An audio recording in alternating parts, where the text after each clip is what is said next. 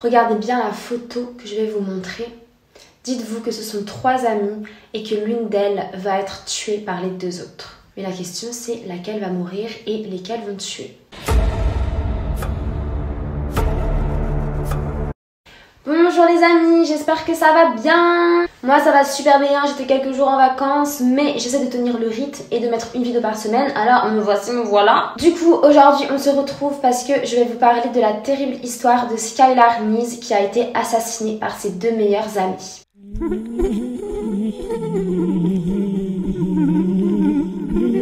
Skylar, c'est une jeune fille qui est née le 10 février 1996 à Morgantown dans la Virginie-Ouest. Sa mère s'appelle Marie et elle est adjointe administrative et son père s'appelle Dave et il est employé dans une boîte qui s'appelle Walmart. Alors honnêtement, la famille de Skylar, c'est une famille qui est très heureuse. Skylar, c'est une fille qui est très pétillante, qui est très jolie, qui a beaucoup d'amis, qui est très populaire, qui a une grande vie sociale. Et la vie de famille se passe super bien, elle s'entend vraiment très bien avec ses 2 parents. Ils sont très proches, ils font beaucoup d'activités et vu que c'est leur fille unique, ils la considèrent vraiment comme leur petit bébé. Skylar est aussi responsable parce qu'elle travaille dans un fast-food. Elle a aussi une meilleure amie qui s'appelle Shelia Eddy et elle connaît Shelia depuis qu'elle a 8 ans, donc vraiment elles sont amies depuis très longtemps. Du coup, elle s'appelle vraiment tout le temps avec Skylar. Elle est aussi super proche de sa famille. Il était dit que quand elle passait voir Skylar, elle ne toquait jamais, elle rentrait comme ça et la famille l'accueillait, c'était tout à fait normal pour eux.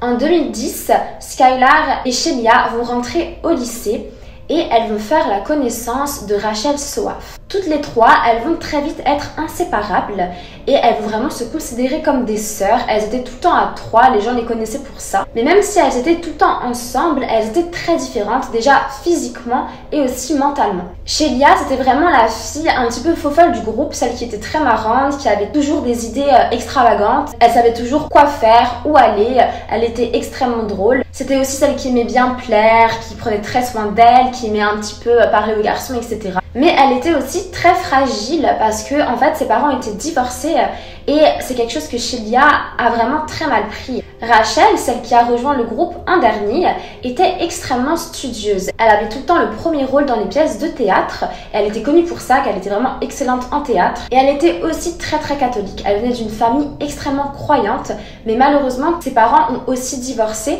ce qui a beaucoup bouleversé Rachel. Et aussi Rachel, elle enviait un petit peu Shelia pour son côté un petit peu faux-folle. C'est vrai que c'est quelque chose qu'elle aurait un petit peu aimé développer chez elle, mais voilà, elle était un petit peu stricte avec elle-même et du coup, elle aimait beaucoup ce côté-là chez Shelia. Et quant à Skylar, c'était vraiment le rock entre les 2 filles parce que c'était vraiment celle qui avait une stabilité dans sa famille, comme on l'a dit. Ses parents l'adoraient. Comme les 2 autres filles, leurs parents étaient divorcés, elles enviaient un petit peu Skylar pour cette stabilité. Ce qui a fait aussi que Skylar émotionnellement était très stable, elle savait où elle allait et ce qu'elle voulait. Elle était aussi très épanouie dans sa vie. Donc les 3 filles sont vraiment tout le temps ensemble et elles sont aussi très actives sur les réseaux sociaux. C'est vraiment des vraies adolescentes, elles aiment bien un petit peu s'afficher. Elles font aussi un petit peu toutes les bêtises de l'adolescence. Elles disent à leurs parents qu'elles vont faire des soirées pyjama, mais en fait elles en profitent pour sortir en boîte de nuit. Elles boivent de l'alcool, elles fument des joints, enfin voilà, elles testent un petit peu leurs limites ensemble, on va dire dans des bêtises d'adolescents. Mais malheureusement, quand on dit que 3 n'est pas un bon chiffre, c'est très vrai parce qu'il commence très vite à avoir des tensions entre les filles. C'est Skylar qui va commencer à mettre des messages un petit peu insultants sur Twitter. Elle met des posts en disant par exemple « Vous êtes bête si vous pensiez que je ne m'en rendrais pas compte, vous êtes que des faux culs » et aussi beaucoup d'insultes que je ne citerai pas. Elle met aussi des choses comme « C'est vraiment dommage que mes amis vivent leur meilleure vie sans moi, etc. » Donc ce qui va nous faire un petit peu comprendre que Skylar est un petit peu mise de côté et que Rachel et Shelia restent un peu plus ensemble. Et c'est souvent le problème dans les groupes à 3, c'est que 3 c'est pas un bon chiffre et il y en a souvent 2 qui s'entendent un petit peu mieux et qui laissent la 3e personne de côté. Il y a des témoins qui disent que par exemple une fois, Shelia a appelé Rachel et Rachel a mis le téléphone sur haut-parleur car elle entendait une dispute et en fait Shelia était en train de se disputer avec Skylar et où Skylar lui reprochait des choses en lui disant qu'elle a laissé tomber, etc. Parce qu'il faut savoir que Shelia et Skylar étaient amies depuis très longtemps avant de rencontrer Rachel. Shelia a fait exprès d'appeler Rachel pour qu'elle entende tout ce que Skylar disait sur elle et qu'en fait ça fasse encore plus d'embrouille et qu'après elles en rigolent toutes les 2. Du coup ça commence un petit peu à se savoir au lycée que le trio infernal ne s'entend plus bien et il y a des rumeurs qui commencent à se répandre. Il y en a qui disent que Shelia elle est très jalouse de Skylar parce que justement Skylar a vraiment une vie un petit peu parfaite et qu'elle l'envie beaucoup par rapport à ça. D'autres disent que c'est Rachel qui est jalouse de Skylar parce qu'en fait Shelia et Skylar se connaissent vraiment depuis longtemps et que du coup Rachel est un petit peu celle qui a été rapportée dans le groupe et en fait elle est jalouse de cette complicité qu'ont les deux filles. Et d'autres disent encore que Skylar aurait dit que Shelia et Rachel entretenaient une relation lesbienne et qu'elles étaient amoureuses et que plusieurs fois elles se seraient embrassées et que c'est pour ça que maintenant elle voulait mettre Skylar un petit peu de côté pour vivre un peu leur idylle. C'est vraiment que des rumeurs qui ont soit été dites à l'école, soit été trouvées dans le journal intime de Skylar, donc on ne peut pas vraiment les prouver. Le 6 juillet 2012, à minuit 35, sur la caméra de surveillance de la maison de Skylar, on va la voir monter dans une voiture grise. Le jour qui suit, elle ne va pas se présenter au travail car comme on l'a dit, elle travaille dans un fast-food et c'est la première fois qu'elle ne va pas venir sans prévenir. Du coup, les parents vont être contactés par le fast-food et vont commencer à paniquer en disant peut-être qu'elle a fait une fugue, etc. Donc ils vont aller fouiller dans ses affaires, mais là ils vont voir qu'elle n'a même pas pris le chargeur de son téléphone, ni sa brosse à dents, ni aucune affaire en fait. Donc ils se disent ça peut pas être une fugue et en plus elle a aucune raison de fuguer. Au bout d'un moment, Shelia va appeler chez la famille de Skylar et elle va dire qu'elle est venue hier soir chercher Skylar en douce vers 23h30 pour qu'elle aille fumer un joint avec elle. Et qu'elle l'a ramenée 1 heure après, mais qu'elle ne l'a pas déposée devant la maison parce qu'en fait elle avait peur de faire du bruit avec la voiture, donc elle l'a laissée au bout de la rue. Donc déjà la version de Shelia est bizarre parce que sur la caméra de surveillance on voit Skylar qui monte dans une voiture à minuit 30 alors que Shelia a dit qu'elle est venue la chercher à 11h30 et qu'en plus elle l'aurait ramenée à minuit 30, donc 1 heure après, alors qu'on voit Skylar qui monte dans la voiture à minuit 30 et qui ne descend pas de la voiture. Et en plus la voiture est devant la maison et n'est pas garée plus loin comme elle l'a dit à ses parents. Du coup voilà, déjà la version de la caméra, la version de Shelia n'est pas la même. Le 7 juillet, Shelia avec les parents de Skylar, ils vont faire un tour du voisinage pour essayer de chercher Skylar partout. Ils vont parler à tous les voisins pour dire est-ce que vous l'avez vue, etc. Mais personne n'a vu Skylar. Quant à Rachel, elle est partie dans un camp d'été de catholiques, donc elle n'est pas là. Au bout d'un moment, Skylar ne réapparaît toujours pas, la police ne la trouve pas et il y a des rumeurs qui commencent à surgir en disant que Skylar a été aperçue à une soirée où elle prendrait de l'héroïne et en fait elle a fait une overdose et elle est morte à cette soirée mais que personne ne l'a vue. Vu qu'elle serait morte possiblement dans une maison, c'est un petit peu bizarre qu'on n'ait pas retrouvé le corps, que personne n'ait appelé, donc les policiers ne croient pas à cette théorie et commencent à soupçonner Shelia et Rachel. Donc le fait que les policiers les soupçonnent, c'est parce que Shelia se comporte de façon extrêmement bizarre. Elle n'est plus du tout active sur les réseaux sociaux alors qu'elle était vraiment beaucoup active dans le passé. Et Rachel stresse tout le temps. Ses parents disent elle est super stressée en ce moment, on ne sait pas ce qu'elle a. Elle est vraiment très mal et il y a un mal-être qui se cache derrière ça.